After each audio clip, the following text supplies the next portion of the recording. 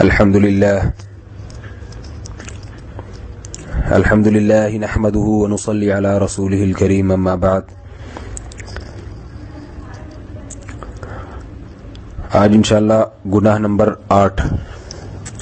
یعنی کوشش میری یہ ہے کہ جو گناہ نمبر 7 کوشش یہ ہے کہ جو گناہ جتنا بڑا ہے اس کو پہلے بیان کیا جائے، پھر بھی کچھ ترتیب میں گڑبڑ ہو سکتی ہے. کبیرہ گناہوں میں سے ایک بہت بڑا گناہ ہے زکوٰۃ ادا نہ کرنا.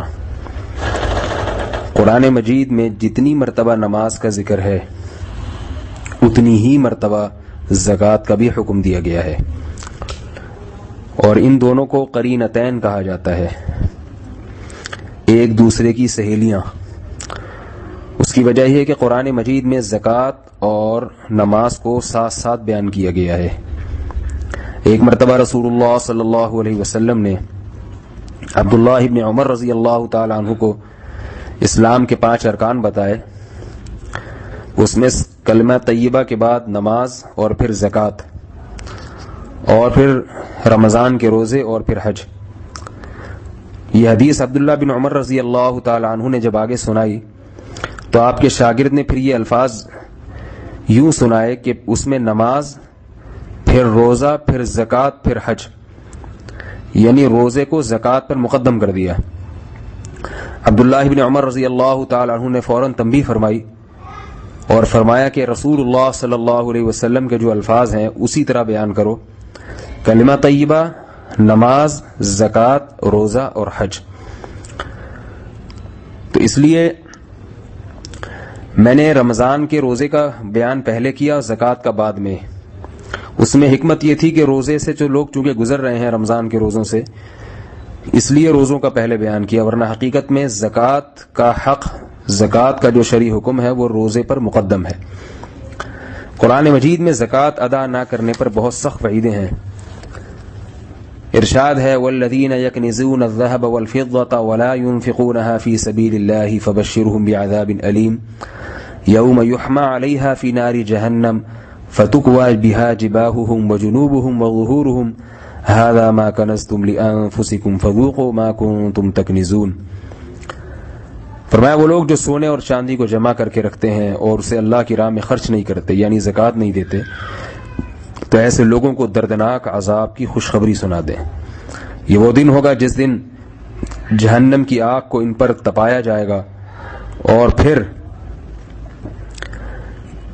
جس دن جہنم کی آگ میں ان چیزوں کو گرم کیا جائے گا، اور پھر سونا، چاندی اور اس دولت کو پگھلا کے ان کی پیشانیوں کو، ان کے چہروں کو اور ان کی پشت کو داغا جائے گا، اور ان سے کہا جائے گا کہ یہ ہیں وہ خزانے جو تم نے اپنے فائدے کے لیے جمع کر کے رکھے تھے، بس اپنے ہی ان خزانوں کا مزہ چکھو.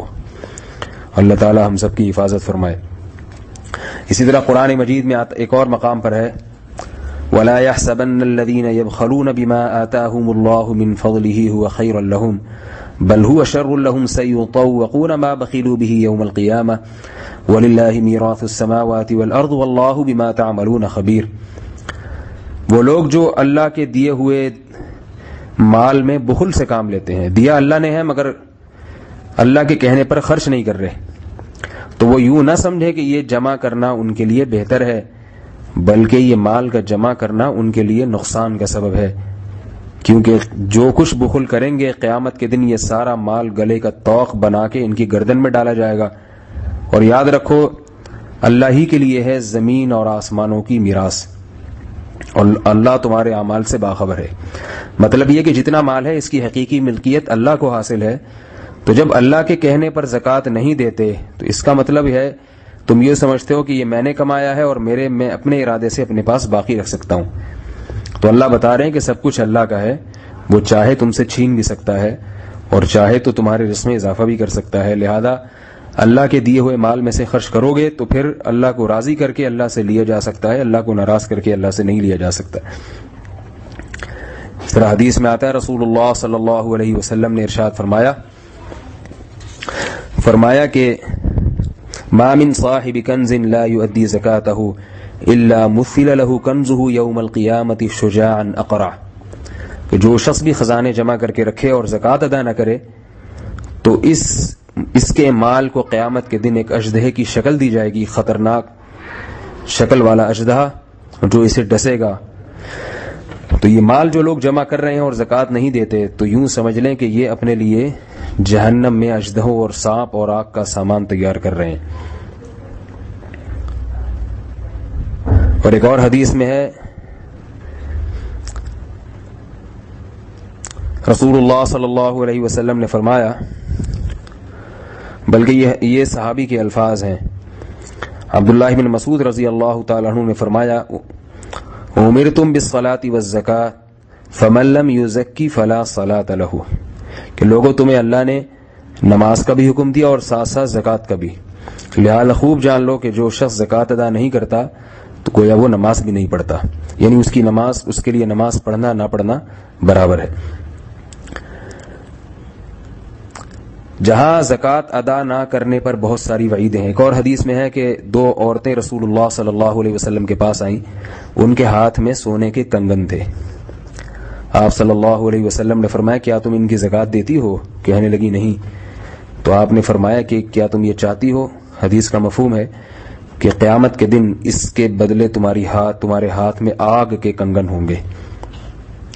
اس لیے بھائی زکوٰۃ کے مسائل علماء سے پوچھ کے خوب اہتمام کے ساتھ حساب و کتاب کر کے زکوٰۃ کو پابندی سے ادا کرنا چاہیے، اور یہ بھی خوب سمجھ لینا چاہیے کہ زکوٰۃ ادا کرنے سے مال میں برکت ہوتی ہے۔ رسول اللہ صلی اللہ علیہ وسلم نے فرمایا کہ صدقہ کبھی مال کو کم نہیں کرتا، اور قرآن مجید میں بھی ہے یمحق اللہ الربا ویربی الصدقات، کہ اللہ ربا یعنی سود کو گھٹاتے ہیں اور صدقات کو بڑھاتے ہیں۔ عجیب بات یہ ہے کہ ربا اور یوربی یہ ایک ہی مادہ ہے، ان کا را، با اور واو، عربی میں یہ بڑھنے کے لیے آتا ہے۔ ربا کہتے ہی بڑھی ہوئی چیز کو ہے، لیکن اللہ فرما رہے ہیں کہ جو تم ربا لیتے ہو، لوگوں سے سود لیتے ہو، وہ ربا لفظ کے لحاظ سے لغت میں، ڈکشنری میں تو بڑھوتری کو کہتے ہیں، اضافے کو کہتے ہیں، پروفٹ کو کہتے ہیں، انٹرسٹ کو کہتے ہیں، لیکن حقیقت میں کیا ہے کہ وہ گھٹتا ہے، اللہ اس کو مٹاتا ہے۔ وہ یوربی، اور اصل میں جو ربا پیدا کرتا ہے اللہ، وہ صدقات میں پیدا کرتا ہے۔ تو صدقہ اگر آپ دیں گے اللہ تعالیٰ کو تو اس سے مال میں برکت ہوتی ہے۔ برکت کا مطلب ضروری نہیں ہے کہ 100 روپے دیے تو اگلے دن آپ کے پاس 2.5 روپے اضافہ ہو جائے اس میں۔ برکت کا مطلب یہ ہے کہ ایک شخص کی 1 لاکھ روپے میں جو ضرورتیں پوری ہوتی ہیں، جو سود خور ہے، اللہ آپ کی وہ ضرورتیں 10,000 میں پوری کر دیں گے۔ ضرورتیں کتنی ہیں، کس کی کتنی ہوں گی، یہ سب باتیں تو اللہ جانتے ہیں۔ ضرورتوں کو بڑھانا بھی اللہ کے اختیار میں۔ آپ نے کروڑوں روپے کمائے، ایسی بیماری آپ کو لگ گئی کہ وہ سارے پیسے آپ کے ڈوب گئے، دوسری طرف آپ صرف 10-20 ہزار روپے کما رہے ہیں، لیکن اللہ نے آپ کو بڑی بیماریوں سے بچایا ہوا ہے، اور اللہ تعالیٰ آپ کے پیسے کو بچا رہے ہیں۔ اور یہ بھی ممکن ہے کوئی بیماری لگ گئی، پیسے خرچ ہونے سے اللہ نے بچا لیا، کوئی متبادل انتظام پیدا کر لیا۔ تو مال کو روکنا اور مال میں برکت دینا اور مال سے ضرورتوں کا پوری کر دینا، یہ صرف اور صرف اللہ کے ہاتھ میں ہے، انسان کے ہاتھ میں نہیں ہے۔ تو انسان بہت بیوقوف ہے جو یہ سمجھتا ہے کہ میں پیسہ کماؤں گا تو میری ساری ضرورتیں پوری ہو جائیں گی۔ یہ حماقت کی بات ہے۔ جتنی بھی دولت کما لے، بہت سی چیزیں ایسی ہیں جو پیسے سے پوری نہیں ہو سکتی ہیں، بہت سی ضرورتیں ایسی ہیں جن کا پیسوں میں اللہ نے حل ہی نہیں رکھا۔ تو یہ تمام چیزیں، تمام طاقتیں اللہ کے ہاتھ میں ہیں، لہذا عافیت اسی میں ہے کہ اللہ کو راضی رکھا جائے، پھر اللہ دولت دے کے خوش رکھیں تو اس میں خوش رہا جائے، اور اللہ غریب بنا کے خوش رکھیں تو اس میں انسان خوش رہے۔ سارے خزانے، ساری طاقتیں اللہ کے ہاتھ میں ہیں۔ اللہ تعالی ہم سب کو سمجھنے کی، عمل کرنے کی توفیق عطا فرمائے۔ اچھا، ایک بات خوب سن لیں، زکوٰۃ 4 چیزوں پر ہوتی ہے۔ ایک تو سونے پر، چاندی پر، کیش رقم جتنی بھی ہے قرضے سے مائنس کر کے، جو منہا کر کے جو رقم بچے گی، جو کیش رقم، اور چوتھی چیز ہے مال تجارت۔ تجارت کا مال کہتے ہیں ہر وہ چیز جو بزنس کے لیے خریدی ہو، اور بزنس کی ڈیفینیشن شریعت کی زبان میں بیچنے کے لیے جو چیز خریدی ہے۔ آپ نے پلاٹ خریدا اس نیت سے کہ اگر یہ مہنگا ہو جائے گا تو ہم بیچ دیں گے۔ آپ نے کوئی گاڑی خریدی اس لیے کہ آپ کا شو روم ہے، آپ گاڑیوں کی خرید و فروخت کا کام کرتے ہیں، یا پرانی گاڑیاں خریدتے ہیں اور بیچ دیتے ہیں اخبار میں ایڈ وغیرہ دے کے۔ تو کسی بھی طریقے سے کاروباری نیت سے کوئی چیز خریدیں گے، یعنی بیچنے کے لیے خریدیں گے، تو اس پر زکوٰۃ لازم ہے۔ کرائے کے گھروں پر زکوٰۃ نہیں ہے، کیونکہ وہ گھر بیچنے کے لیے نہیں خریدا۔ آپ کے پاس اضافی پلاٹ پڑے ہوئے ہیں لیکن بیچنے کے لیے نہیں خریدے تھے، ویسے ہی آپ نے خریدے تھے، کبھی موقع ہوا تو گھر بنا لیں گے، اور اگر نہیں ہوا تو بیچ دیں گے. تو چونکہ بیچنے کی پکی نیت نہیں ہے اس لیے اس پہ بھی زکوٰۃ نہیں ہوگی. اسی طرح کوئی چیز خریدی تھی بیچنے کے لیے مگر بعد میں ارادہ بدل گیا تو اب دوبارہ بیچنے کی نیت ہو گئی تو بھی زکوٰۃ نہیں ہے کیونکہ ارادہ ایک دفعہ بدل چکا ہے. اسی طرح ایک چیز خریدی تھی گھر بنانے کے لیے بیچنے کے لیے نہیں لیکن بعد میں ارادہ بیچنے کا بن گیا تو اس پہ بھی زکوٰۃ نہیں ہے. تو پتہ یہ چلا کہ تجارتی مال اسے کہتے ہیں کہ بیچنے کے لیے خریدا ہو اور تاحال بیچنے کی نیت باقی ہو, درمیان میں اس نیت میں ایک دفعہ بھی تعطل پیدا نہ ہوا ہو. تو اب تعطل تھوڑا سا گاڑا لفظ آ گیا, بہرحال سمجھ لیں کہ ڈکشنری میں دیکھ لیجئے گا اس کا مطلب کیا ہے. تو مستقل وہ نیت باقی ہو بیچنے کی. تو 4 چیزیں ہیں, دوبارہ بتا دیتا ہوں. سونے پر بہرحال زکوٰۃ ہے خواہ استعمال میں ہو یا استعمال میں نہ ہو, اور چاندی پر بہرحال زکوٰۃ ہے, اور تیسری چیز ہے مال تجارت, اور چوتھی چیز ہے کیش رقم. اچھا یہ کتنی ہونی چاہیے, یہ سوال لوگ بہت زیادہ پوچھتے ہیں. یہ چاروں چیزیں یا تینوں یا دونوں یا ان میں سے کوئی ایک, اس کا مجموعہ اگر 52.5 تولہ چاندی کے برابر پہنچ جائے, یعنی سب سے پہلے آپ نے دیکھنا ہے کہ مارکیٹ میں 52.5 تولے چاندی کی قیمت کیا چل رہی ہے. آج کل میرا خیال ہے 60-65 ہزار کچھ ایسے چل رہی ہے, تحقیق کر لیجئے گا. تو اب آپ کے پاس اگر سونا یا چاندی یا مال تجارت یا کیش رقم, یہ چاروں یا تینوں یا دونوں یا ایک, یہ اتنی قیمت کو پہنچ جائیں کہ 52.5 تولہ چاندی آپ اس سے خرید سکتے ہوں, اتنی سکت آپ میں پیدا ہو جائے, اس کی ویلیو تک ان کی قیمت پہنچ جائے, تو پھر آپ کو زکوٰۃ واجب ہے. ان چاروں کو پلس کر دیں ان کی ویلیو کو, اور پھر اس کا 2.5% یعنی اس کو 40 پہ تقسیم کریں, جو جواب آئے وہ زکوٰۃ میں دے دیا جائے گا. تو سونے کی زکوٰۃ لوگ کہتے ہیں 7.5 تولے سونا ہے.